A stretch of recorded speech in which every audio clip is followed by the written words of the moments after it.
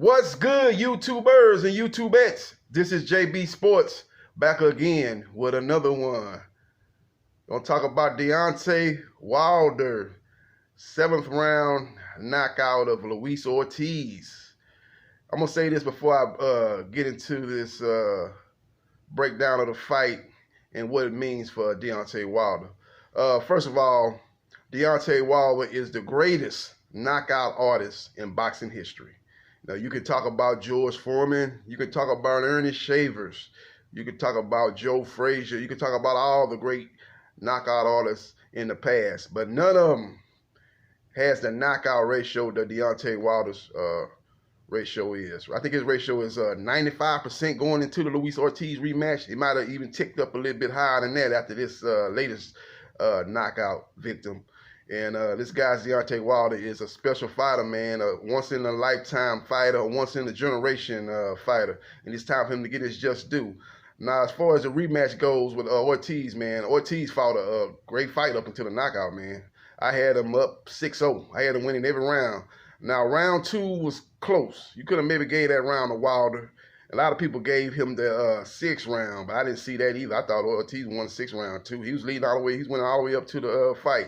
He did a good job of backing Wilder up. And when he got Wilder on the ropes, he was able to get off some good combinations. He was able to connect with Wilder with the straight left hand. But Wilder's got a great chin. That's under a lot of people talk about Wilder's knockout power, right hand and all that, but people don't give him enough credit for having a great chin. He's never been knocked down. And he's taking some good punches from some good punches and hasn't even went down, before. And he's got a great chin, man. That's very underrated that he don't get enough credit for. Because he was eating left hands throughout that first 6 rounds of that fight with Ortiz, man. But he was able to, not blink with him. I thought Ortiz actually hurt Wilder maybe 2 times in that fight, man, in those 6 rounds. I thought he hurt him. But, that's another thing, Wilder, you got to give him credit for. He's got a good poker face, great poker face. He don't let you know when you do have him hurt. And even a veteran like Ortiz, who knows when somebody is selling the wolf tickets in the ring and faking and shaking, fake it till you make it type of fighter when he's really hurt, but he's not trying to let you know he's hurt.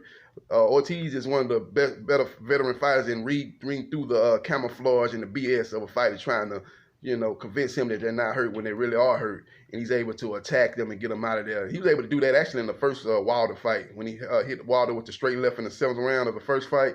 And Wilder, had that poker face. They let him hurt, tried to bluff Ortiz, and Ortiz wasn't going for it, and he was able to jump on Wilder and almost get the stoppage in the 7th round. But he was able to hurt Wilder a couple of times. And Ortiz sensed that he hurt Wilder, but Ortiz, didn't really want to jump in right away. Didn't want to jump in and try to take advantage of that. He was much more aggressive in the first fight compared to the second fight. He's much more tactical, much more cautious. And I guess, he was winning the fight comfortably. He was like, why take a chance? Why jump in there and give him a chance?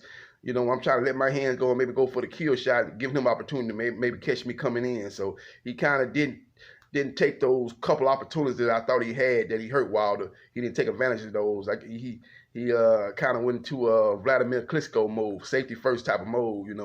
Vladimir Klitschko probably could have had a lot more knockouts in his career, but he was always safety first type of fighter. He'd be like, well, I just box my way to a comfortable 12-round decision and not taking any chances of jumping in there and exposing my glass jaw. That was what Klitschko's main issue was throughout his boxing career. And Ortiz kind of fell victim to that in this rematch. He hurt him a couple of times, didn't jump on him. Now, Wilder was able to line him up when he was able to he started landing. Let me tell you what set the knockout up. Wilder was able to go to the body with the left hook, and he kept throwing that left hook. And I said this, go to my video. I got the receipts. Go to my video, my breakdown of the fight, prediction of the fight video. I said Wilder would have to throw that left hand because Ortiz was going to circle to his right. Circle to his right to try to take away Wilder's right hand. And that's what he did a good job of that early on in that fight. But Wilder made adjustments somewhere around maybe he actually started doing a little bit in the 2nd round. He started trying to throw that left hook, and he started trying to throw it to the body of Ortiz, and he started trying to throw it up top with Ortiz. And he got Ortiz's attention and got Ortiz kind of start focusing on that left hook. And he was able to back Ortiz up against the ropes where Ortiz had no room to escape. and he was able to line him up with the right hand. And he did a good job of. I think a lot of people didn't pick this up. He feinted like he was going to actually throw the right hand and got Ortiz to pull his left guard up. And as soon as Ortiz put his left guard up, he kind of covered up his face like this. He put his left guard up, but he still had exposed his forehead. He kind of covered his face up, and he almost blinded himself. And Wilder was able to come over the top and catch him in the forehead. And how many times? That let you know what kind of devastating power Wilder has. He knocked him out with a punch to the forehead. Forehead, man, that's you get this out. That's tough to you get hit in the forehead. You can that's the toughest part of that's the strongest part of your head, man. That's the strongest part of your head. And he was able to hurt Ortiz with a punch to the forehead, man, and had Ortiz on Nightmare on Elm Street. Nightmare on Elm Street, man. He was gone. He was on Nightmare on Elm Street, man. He was Freddy Krueger with the hat and the black and red sweater on. He was Nightmare on Elm Street, man. He was Dreamland Nightmare. And he got up, and Kenneth Baylor stopped it, man. This was a championship fight. A lot of people thought he probably should have let it go. It was like 7-8 seconds left in the 7th round, but Kenneth Baylor waved it off, and that just let you know, man. I said to my homeboy, I said, okay, if they had Kenneth Baylor in the first Fury fight, we wouldn't be having this talk about a rematch. Wilder would have had a 12th round knockout, because Fury eyes were actually rolling the back his head. And if Kenneth Baylor would have saw that, he would have stopped that fight if he was refereeing. Jack Reese was counting, and I don't know why he was counting on him. The guy was pretty much asleep, and he rose from the dead like the Undertaker. But that's neither here nor there. They're going to do the rematch February 22nd, and we'll see what's really going on when they meet up again. But as far as the fight last night, Wilder was able to get that right hand off, man. Wilder was just, he said before the fight he wanted to knock out Ortiz, and he wasn't trying to win no decision, because he wasn't even really trying to shoot that jab out of there. He wasn't trying to really use his jab to score. He was using his jab more as a pity pad, like a rangefinder, to try to set up the right hand. And he actually threw the left hooks to the body and hooks up top more than he actually committed to throwing the left jab. So that's what he was using his left hand is doing, is basically throwing hooks to the body and going and trying to just get Ortiz to kind of focus a little bit more on his left hook, and that would set up his right hand. And he was able to back. Again, Ortiz up against the rope. Ortiz should have tried to slide out the side door. When he was up on against them ropes, and Wilder was lining him up, Ortiz lost focus. He should have tried to slide to his left and try to get out of there. Or either he should have tried to slide out of there, because even though Wilder had him kind of like in a corner, I still thought Ortiz could have maybe slid out of there and got up out of there. But he didn't do it. He didn't slide out the side door. And Wilder lined him up and caught him over the top with the right hand. Even though Ortiz had his left guard up, he exposed his forehead, and that's all Wilder needed was to get that KO victory. And it was a good win. And on to Fury, February 22nd. Now Wilder is gonna, that right hand, man, it's just like I said, it's the best single punch, hardest punch in boxing history. And Wilder is a guy that even if you're a defensive wizardry, like a defensive fighter, and a guy that's great defensively, you're going to get hit. Even the greatest defensive fighter, this is the point I'm trying to make, even the greatest defensive fighter, like Floyd Mayweather, they got hit. In a 12-round fight. And Wilder is, all he needs is one hit. He don't need to be, throwing 3 or 4 punches to get you out of there. He needs just one punch. And it's all she wrote.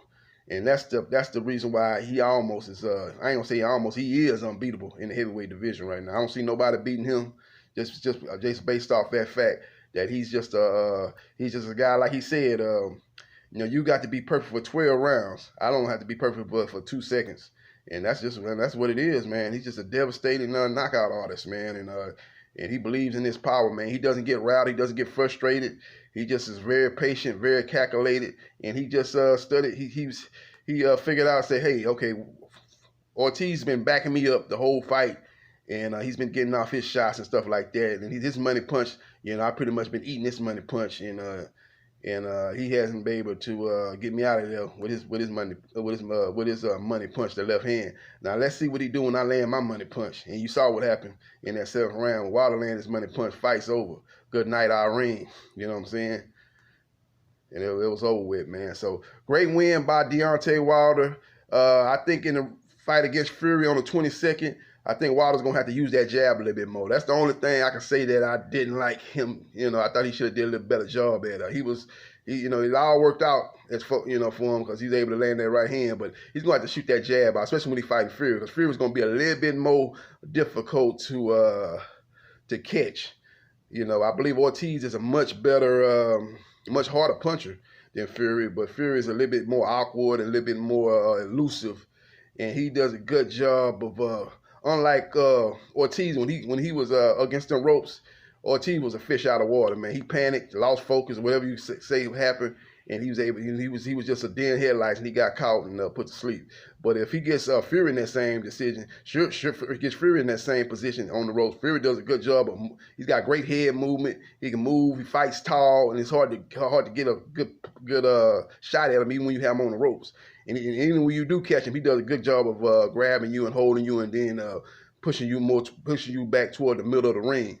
You know, he doesn't allow you to just set your power shots up as Ortiz was able to. That Ortiz allowed Wilder to do in that 7th round. So it'll be a little bit more tougher if once Wilder's able to back him up. Wilder more than likely going to knock out Fury the way he knocked him out in the first fight. You know, more toward in the middle of the ring. He'll be able to catch him with the left hook, catch him with the right hand, and extend, and with the distance that he's allowed to extend his arms and set up his power shots, he'll be able to do that more toward the middle of the ring. I'm not sure he'll be able to knock him out like he did Ortiz against the ropes, because Fury is much more crafty, much more defensive, much more better head movement, much more elusive when he's on the ropes. He's just a tough, awkward, very good defensive fighter, and Wilder's gonna have to. I think he's gonna have to set that jab up. He's got to set that jab up. Set that jab up with the left hand, and constantly make Fury reset. And then when you keep shooting that jab out there, blind him with one of those jabs, and come over the top with the right hand, and you can get Fury up out of there. And I think that'll be the key for him in the rematch, man. But great win by Deontay Wilder. He is the #1 heavyweight in the heavyweight division. I got him #1. I got Andy Ruiz #2. I got Fury #3. I've got Joshua #4, and I got Ortiz #5. That's my top 5 right now. So we'll see what happens on December 7th in Saudi Arabia when Anthony Joshua fights Andy Ruiz in a much anticipated rematch that's going down in the dunes in the Middle East and Saudi Arabia. So we'll see what happens, and we'll see what transpires, man. But that's just my 2 cents on the fight, man. Wilder did a good job of setting up his right hand. He was down on the 3 other scores, 3 of the judges' scorecard. You know, I think 2 of them had Ortiz up 59-55. That was 5 rounds to 1, and then I think the third judge had it 58-56, 4 rounds to 2. I actually had it 60-54. I had Ortiz sweeping, man. Like I say, round 2 was the only one I could see it was close. You maybe could have gave that to Wilder, but the other rounds, it was, to me, even though it wasn't a lot of punches landed by either fighter, the most significant punches and who was controlling the fight, ring generalship, it was all Luis Ortiz, man, in rounds 1 through 6. But made that fatal mistake, got caught up on the ropes, and didn't try to slide out the side door, or should have lunged at Wilder and tried to grab him and try to wrap him up before he could get off his right hand. But he didn't do that. He just tried to put the left guard up and block it and left his forehead exposed. And that's all Wilder needed. One hit a quitter and put him to sleep, man. Good night, sweet Irene. Thanks for coming. You ain't got to go home, but you got to get the hell up out of here because the fight is over. Deontay Wilder, the Bronze Bomber, the greatest knockout artist in boxing history, prevails again, and now we're ready for the rematch between him and the Gypsy King, Tyson Fury, February 22nd, ESPN Fox pay-per-view, and the countdown is on. This is JB Sports, the man, the myth, the legend. I holla.